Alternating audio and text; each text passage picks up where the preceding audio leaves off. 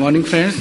So at the outset, I want to convey my sincere thanks to Professor Malik and Professor Ruchi for giving me this opportunity to speak on tackling pre-existing astigmatism in cataract surgery.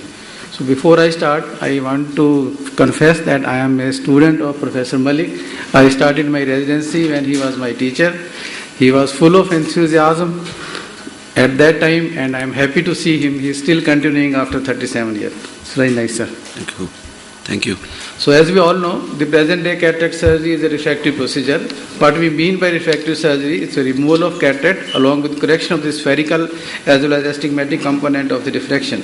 And patients are also aware about this fact and they want spectacle-free surgery. The prerequisites for refractive cataract surgery include an accurate biometry to take care of the spherical component and then good management of the astigmatism during surgery, taking care. But since being a SICX surgeon, we should also learn the art of reducing the astigmatism.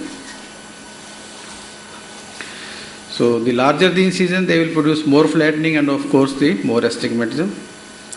Then the induced astigmatism is proportional to the cube of the incision length, and in incision less than 3 mm they produce cylinder of 0.5 diopters.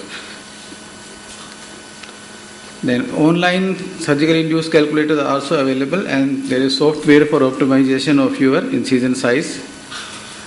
So what are the modalities for correcting the astigmatism? We can divide into on-axis cataract incision, then with the relaxing incision, and then use of toric IOL, and lastly the post-op LASIK surgery for the residual astigmatism. So on-axis cataract incision, because we are talking both in cataract surgery, phaco as well as SICX, it can reduce up to 1.5 diopter astigmatism in phaco patients and up to 2.5 to 3 diopters in SICX technique. So if the astigmatism is more, then we can combine this on-axis cataract incision with any relaxing incision, either in the form of the CRIs or limbar relaxing incision. But nowadays the preferred are the opposite clear corneal incision, that is OCCI. They are better than LRI because the wound stability is achieved early. There is a minimal regression, there is no extra instrumentation is required, and there is no learning curve, and there is no change in the effective IOL power. Then how much OCCI can correct, that will again depend upon the location of the incision, whether superior, temporal or nasal. Then similarly, the size of the incision, longer the incision definitely going to give more correction. And also it depends upon the amount of pre-existing astigmatism. More the pre-existing astigmatism, more is the correction by the same amount. Then of course by the type of incision, and depending upon the need and the surgeon's experience, one can make either hinged, triplanar or biplanar or a uniplanar incision.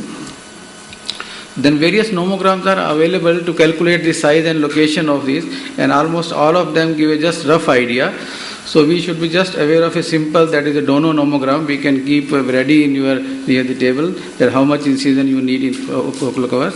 The only thing is that these figures, they give more correction when the astigmatism is against the rule, and especially in the younger patient. For older patient, the comparative results are lesser than the given figures. So when we are making OCCI, we should note that the most important step is determination of the pre-existing astigmatism, because we are dealing with astigmatism. If our keratometry is not accurate, our purpose is defeated. So we must keep on calibrating our keratometer from time to time, and don't depend upon the junior most resident for this. We should be very clear. Then marking of the axis of the astigmatism is also important, because a torsion of 5 to 6 degrees in supine position occurs. So always first mark the axis in the sitting position and then in the spine position. Surgical technique of OCCI is very simple. It is just like making any clear corneal incision. So here I will tell you a few principles, that if there is a pre-existing astigmatism nil, then either we can use a superior or temporal, any incision of our choice. But whatever surgical induced astigmatism we are making, we should give at 90 degree to it an OCCI to neutralize this. And the size of this OCCI will again depend upon the size of your primary incision.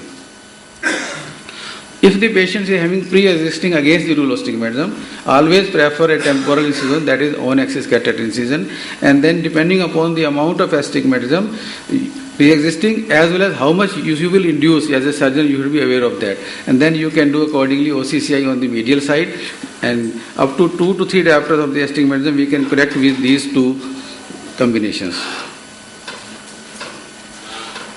If the patient is having pre-existing astigmatism which is with the rule, Then,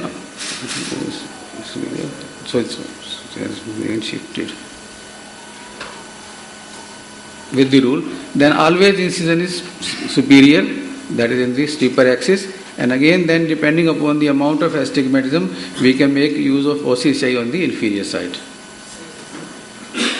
So third option, we have a toric IOL. Of course, you all know this is the now choice in phaco surgeries. It is an effective and better option because of its safety, predictability and efficacy. Of course, the cost and lack of surgeon's experience, they are the prohibitive factors for masses. So newer designs are also available which have minimized the risk of rotation. They are available in 1.5 to 6 diopter power. Then the Acrysoft toric, Star Surgical and Zeiss toric lenses are the common, but now so many companies have come up, even Indians are also available, and they give an excellent visual outcome and they have a good rotational stability also. Then in spite of your all measures, sometimes still get a post-operatively some astigmatism, so which can be taken care of by your any LASIK surgery or PRK, then we call it as a bioptics, we include too. The advantage is that this LASIK is predictable in the end because you know the exact how much refractive error is left out. But disadvantage is that we are doing two procedures. So the recommendation, I will say that only on-axis cataract incision is sufficient in a phaco up to 1 diopter and in SICX up to 1.75 to 2 diopters. Then OCCI along with the on-axis cataract incision, we can correct the astigmatism up to 2 diopters in phaco and up to 2.5 to 3 in small incision cataract surgery. Of course, the toric IOLs are best option in general for more than 2 diopters in every case. Then residual astigmatism is still there. You have option for either LRIs or post-op LASIK. LASIK is being preferred if the patient can afford. So to conclude, what I want to say that even if you are an SICX surgeon, you must become astigmatism conscious, and remarkable decrease in the post-operative astigmatism can be done only by your consciousness. By giving incision on a steeper axis, wearing the incision site and using OCCI depending upon the pre-existing astigmatism.